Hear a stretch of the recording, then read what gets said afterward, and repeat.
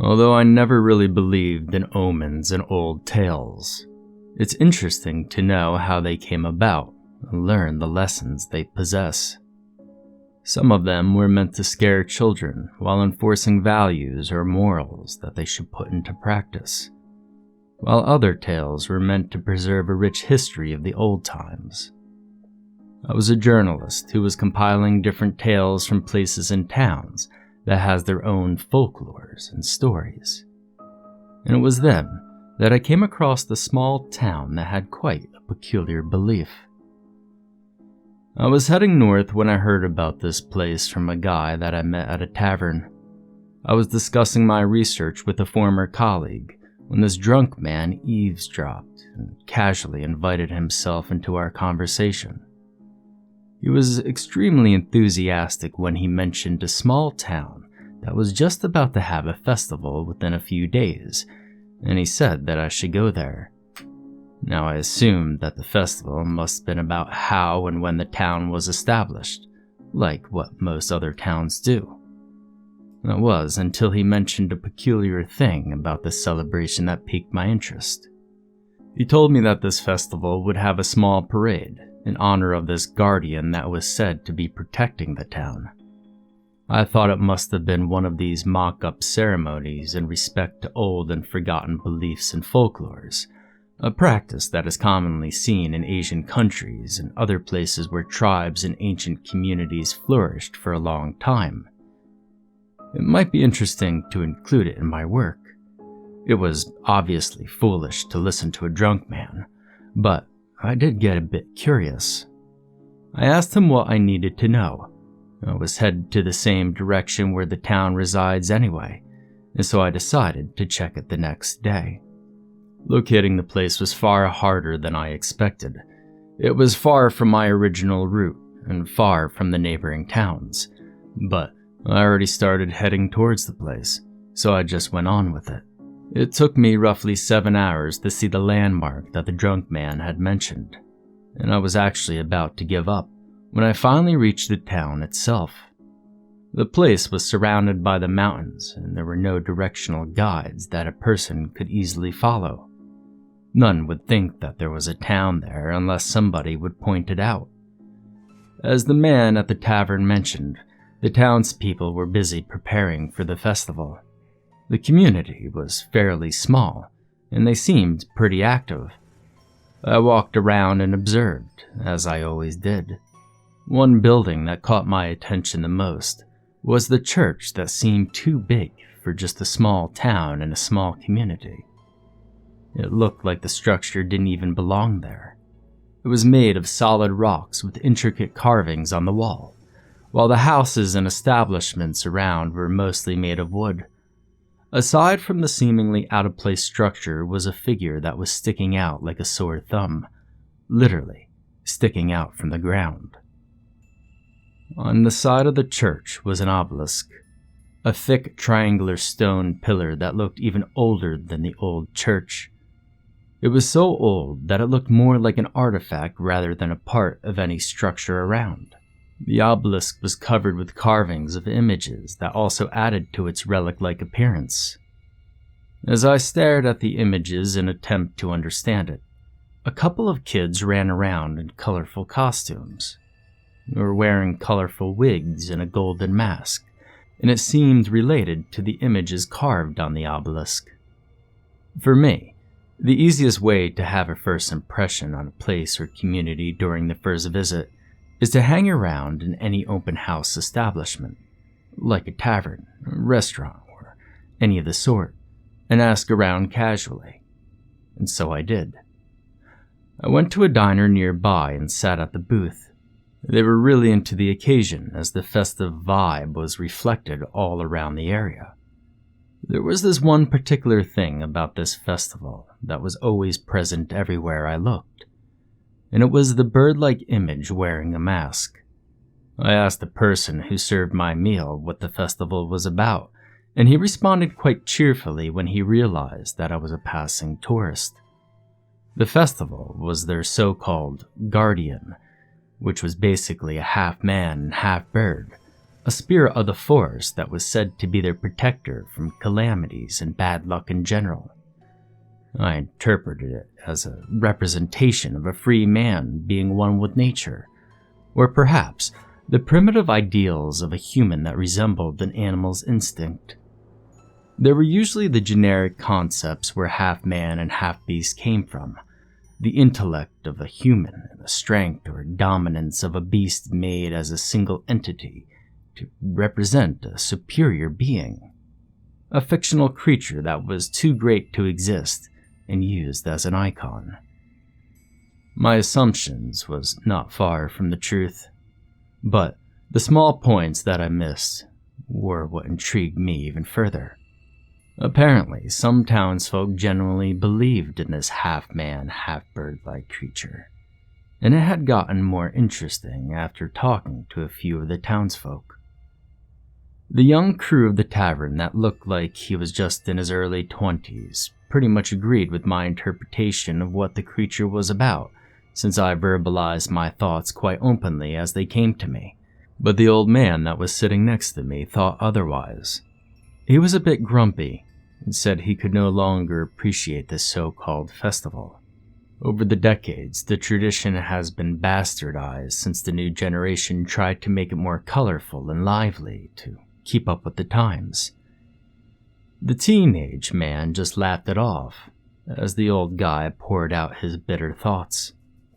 The old man told me that if I wanted to know what the celebration was really about, I should go to the church and look at the pillar outside, which was the obelisk that I saw before I went into the diner.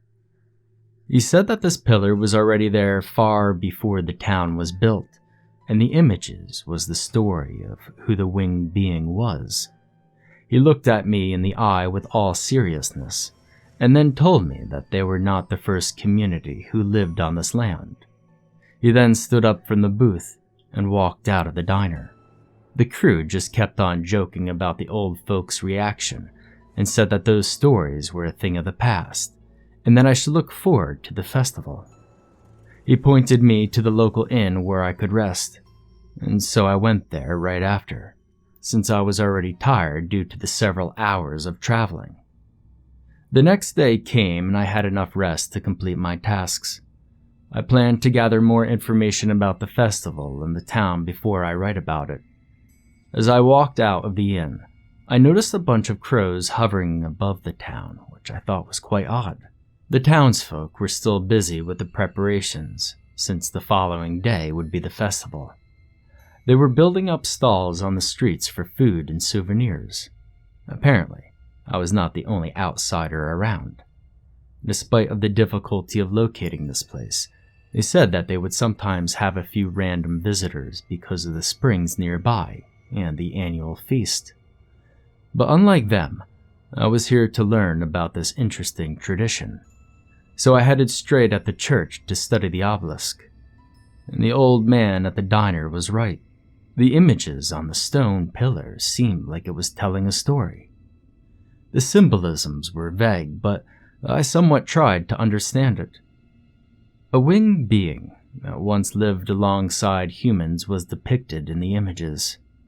This entity was portrayed like a leader, with images of humans surrounding him beneath his feet. It had a face of a human with wings of a bird and talons for feet. It was portrayed as a dominant entity that was looking over the community like some sort of high priest or king. As I was observing the images, the local priest walked out of the church and approached me with a smile. I was curious about his thoughts regarding this entity, since it could be taken as a form of idolatry, which the Catholic Church strongly forbids. He looked at the obelisk and started to explain his thoughts, which actually made sense, at least in a biblical perspective. To him, this birdman was not half beast and half human creature, but a figure of an angel that guided the people. It seemed that the interpretation of the entity varied from the person's own beliefs. I also asked him about the church since it was the first structure that intrigued me when I arrived, and this question just led me to even more questions. The priest told me that the church was actually the first structure that was built in this place far earlier before the town was established. Or at least, that's what the former priest said before the role was passed down to him. As I was talking to the priest, I heard a small commotion happening nearby. There was an old lady that looked as if she was frightened by something. She was staring at the flock of crows encircling the town. As the priest tried to calm her down, she uttered things in such an alarming, concerning manner, which didn't make any sense at the time. She was talking about the omen regarding a large number of crows roaming about for no reason. She was right in some ways, though.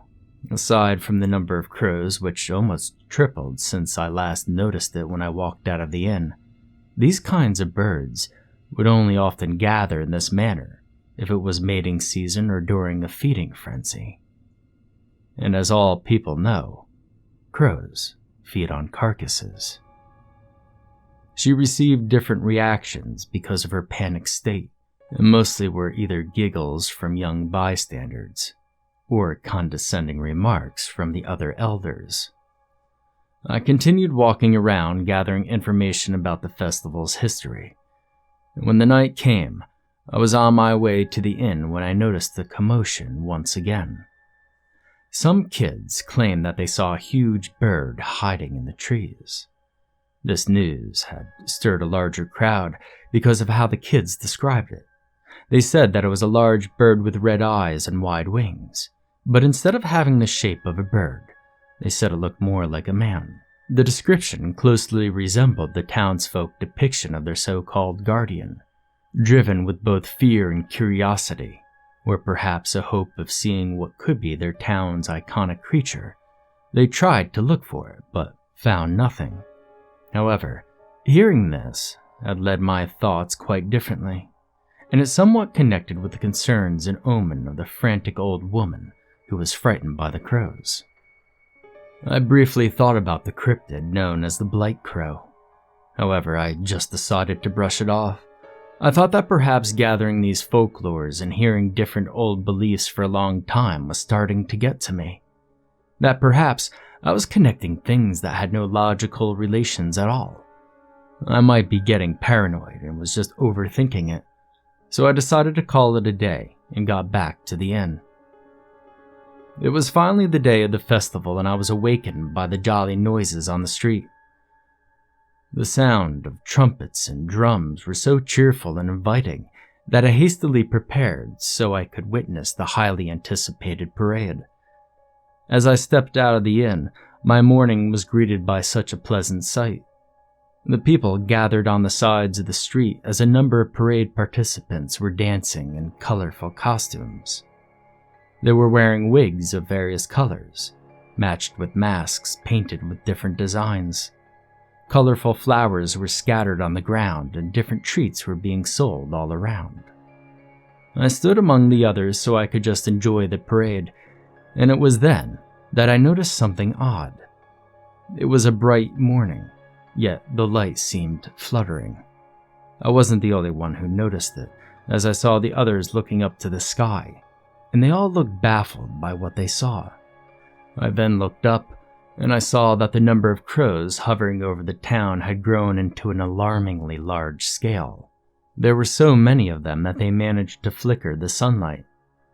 Despite the cheerful sounds of the trumpets and drums, the crowd was suddenly enshrouded by a feeling of imminent doom, as the bright sky was blocked by the crows even further. And then it happened.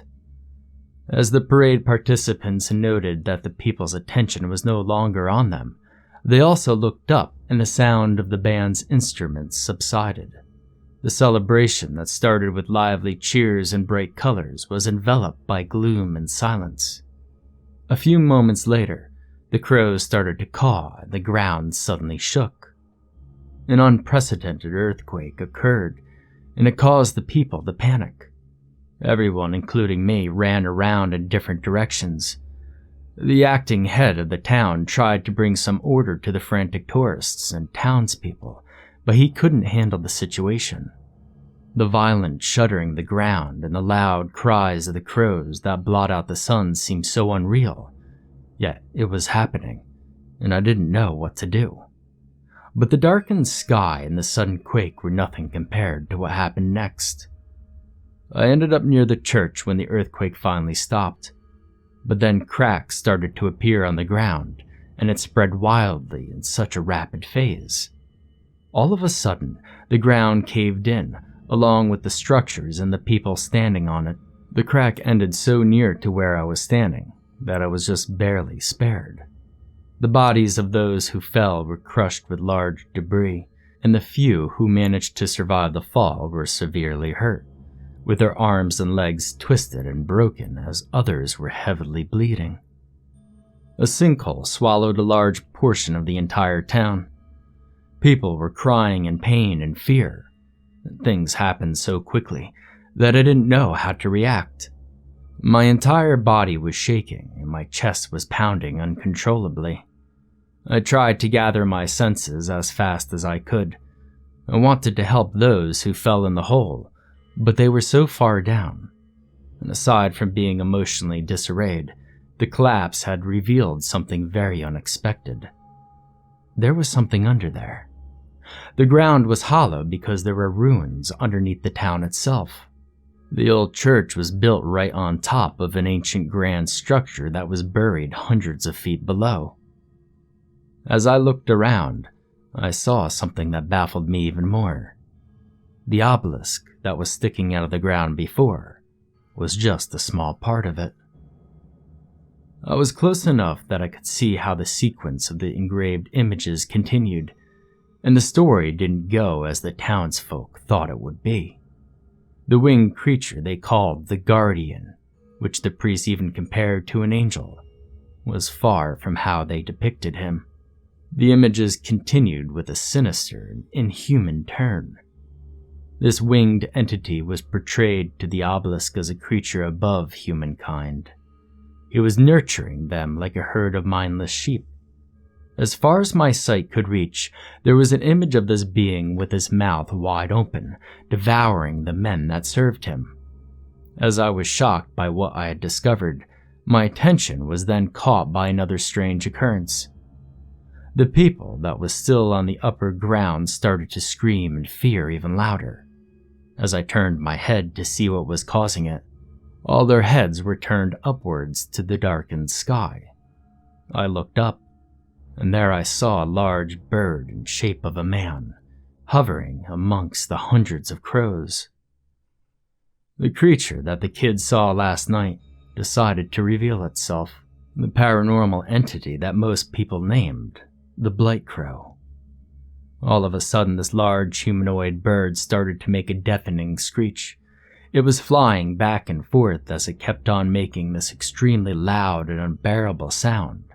It was so loud that it easily overtook the cawing of the crows and the screams of the townsfolk. As it did, the crows started to behave quite differently. They descended wave by wave and became brutally aggressive. They started to feast on the bodies of the dead people inside the hole, and they even attacked the ones who were still alive but couldn't move. Because of what happened, I thought that the creature was screeching in order to take command of the crows, but that was not the case. Just when I thought that the hellish scene couldn't get any worse, it would take a far darker turn that was more horrifying than anything I could have imagined. The screaming of this bird humanoid was not meant for the hundreds of crows. It was a call. It was calling out to something or someone that was residing right under the hole, and it succeeded.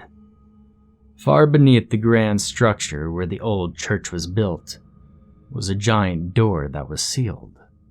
As the winged creature kept on calling, the thick giant rock covering the door started to move. It was being pushed from the inside. It screeched even louder, and whatever it was behind the door became more destructive, and it managed to shatter the giant stone. I heard the screams of the remaining survivors under the hole as they saw what it was. They were being eaten alive by the crows, and yet seeing whatever it was behind the large stone was far more frightening. As it slowly stepped out, I saw its large black talons, and it immediately made me back away, even though I knew it wouldn't see me from down there. The blight crow decided to descend and went into the hole. As it slowly flew past me, it didn't even bother to glare at me. This creature was significantly larger and far thicker than me, and it just flung the crows on its way down as it flapped its wings back and forth. I was already on my knees. Nobody could possibly stay on their feet as these things happened right before their eyes. I slowly crawled and peeked down the hole, and I saw the blight crow hovering right in front of the giant door, as if it was welcoming whatever it was that it awakened. And then the beast stretched its arm and grabbed the blight crow by the neck. This bird-like creature was already significantly larger than me, but its head was dwarfed by the size of this otherworldly being's claw. I was profoundly petrified beyond belief, too much that my body froze, and I couldn't look away. The one behind the giant door finally revealed itself, and it was him, the entity engraved on the obelisk. He was covered with black feather from head to toe. He was at least 11 feet long, possessing huge black wings, but despite his feathered-covered body, this giant black beast had a very calm and saintly porcelain-white face of a human. As he opened his gaping mouth, it widened from ear to ear, and he bit off the blight crow's head quite effortlessly, killing it instantly. He chomped on its head as it stared down to the sole remaining survivor of the fall. The crows immediately moved away as he picked him up. He spat out the blight crow's head, and the crows went for it, then ate the survivor instead. With just one bite, a huge chunk of the survivor's body was torn off and blood gushed out.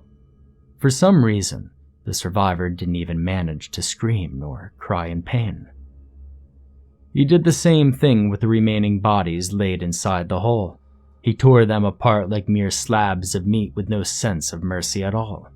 After feasting on the carcasses, he decided to ascend, and the crows flew around him as if they were part of him. I immediately crawled away and hid behind the obelisk as he surfaced. However, I knew that he noticed me there as he looked at my direction for half a second. Being that close to him by just a fraction of a moment made me lose my breath, and I almost blacked out. His presence alone was terrifyingly overwhelming.